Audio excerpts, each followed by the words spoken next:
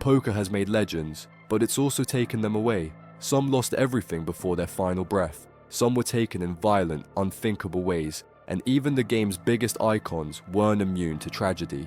Today, we look at the most heartbreaking deaths in poker history, where talent, luck, and fate all ran out.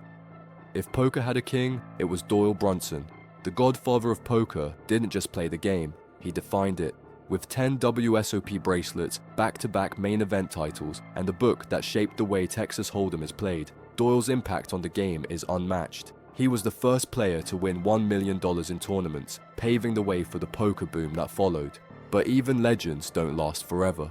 In May 2023, at 89 years old, Doyle's incredible run finally came to an end.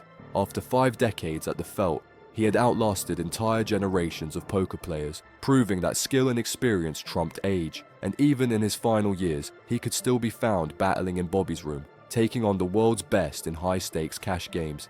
His influence stretched far beyond his own results.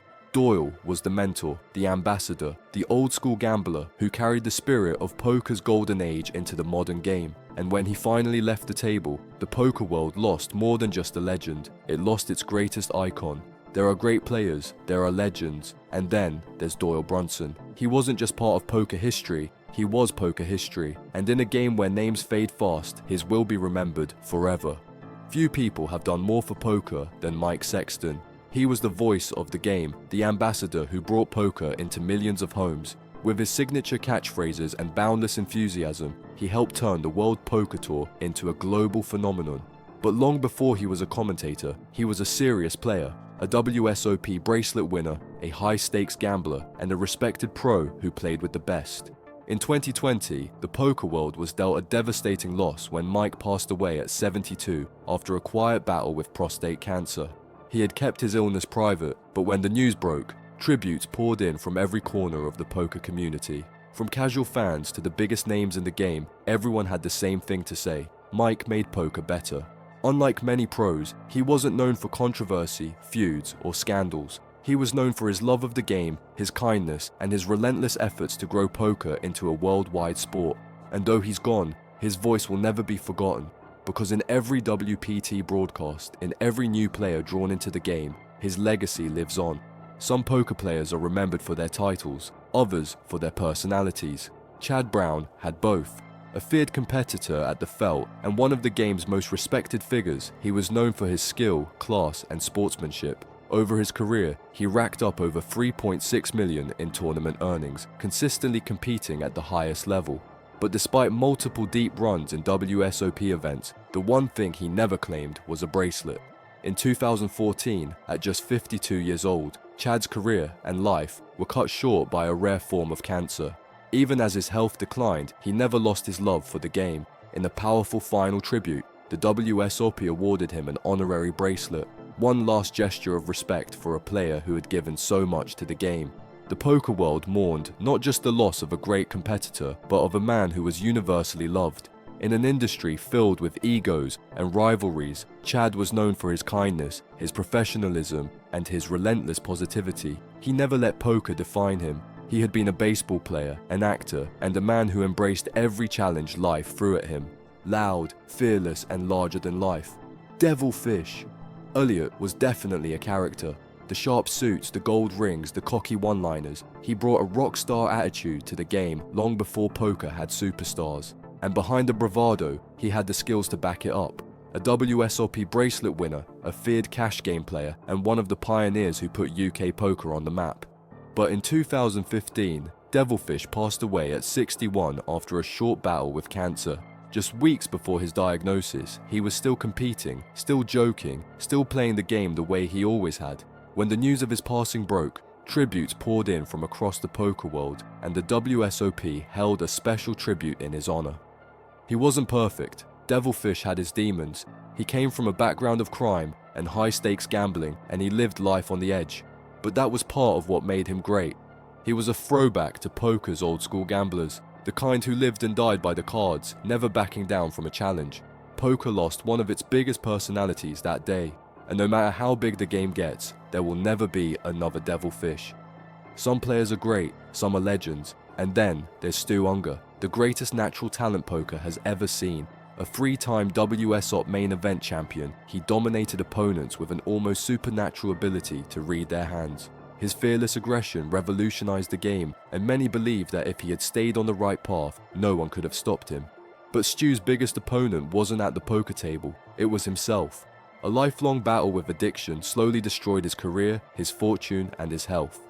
Despite winning millions, he lost it all to drugs and reckless gambling. By the late 90s, he was broke, borrowing money just to enter tournaments. In 1997, he made an incredible comeback, winning his third WSOP main event after being staked by friends. But the victory was short-lived. His demons returned, and just a year later, he was found dead in a cheap Vegas motel at just 45 years old. The poker world had lost its most gifted player, and the saddest part, he knew it was coming. Shortly before his death, he admitted in an interview that if he had one more chance, he'd give up everything just to have his old life back. Stu Ungar could beat the best in the world, but in the end, he couldn't beat himself. Most poker players dream of winning big. Mehmet Hassan did exactly that.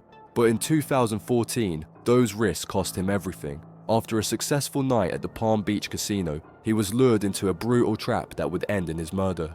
Hassan had met a woman named Cleo, or so he thought. In reality, she was a decoy, working with a violent gang. She seduced him, gained his trust, and then led him straight into an ambush. When he arrived home, masked attackers stormed in. They tied him up, beat him, and ransacked his apartment, stealing thousands in cash before leaving him to die. The gang later celebrated by throwing money in the air in a nightclub, mocking their victim. It was one of the most shocking crimes the poker world had ever seen, but justice was swift. The gang members were caught and sentenced, with the ringleader receiving a life sentence. Still, it was a tragic and senseless loss. Mehmet Hassan loved poker, loved the action, and always chased the next big win.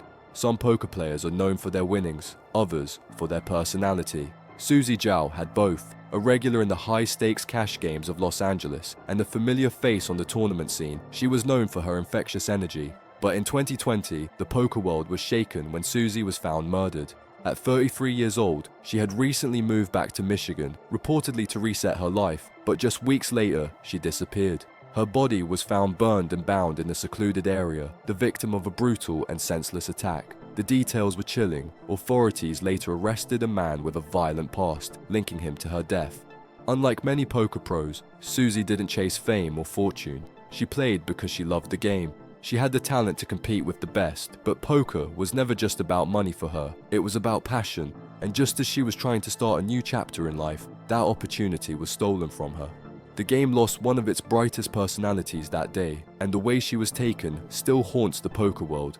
There was a time when poker wasn't played under bright lights, with cameras rolling and sponsorships on the line.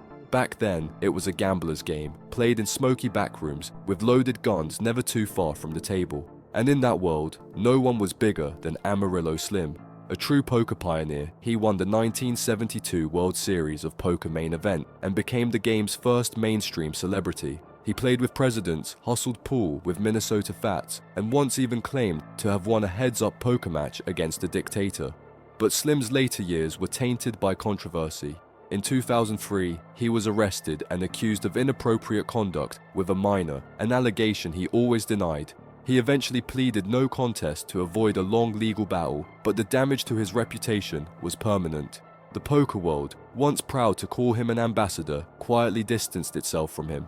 The man who had once put poker on television now found himself erased from its history. In 2012, Slim passed away at 83 after a battle with cancer.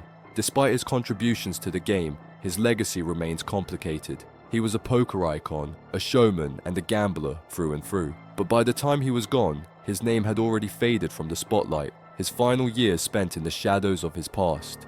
Poker has given us legends, but as we've seen, even the biggest names aren't immune to tragedy. Some were taken too soon, others lost everything before their final hand, and a few left behind legacies that are still debated today. But poker's dark side doesn't end here, because while some players lost their lives, others lost their fortunes, without ever seeing it coming.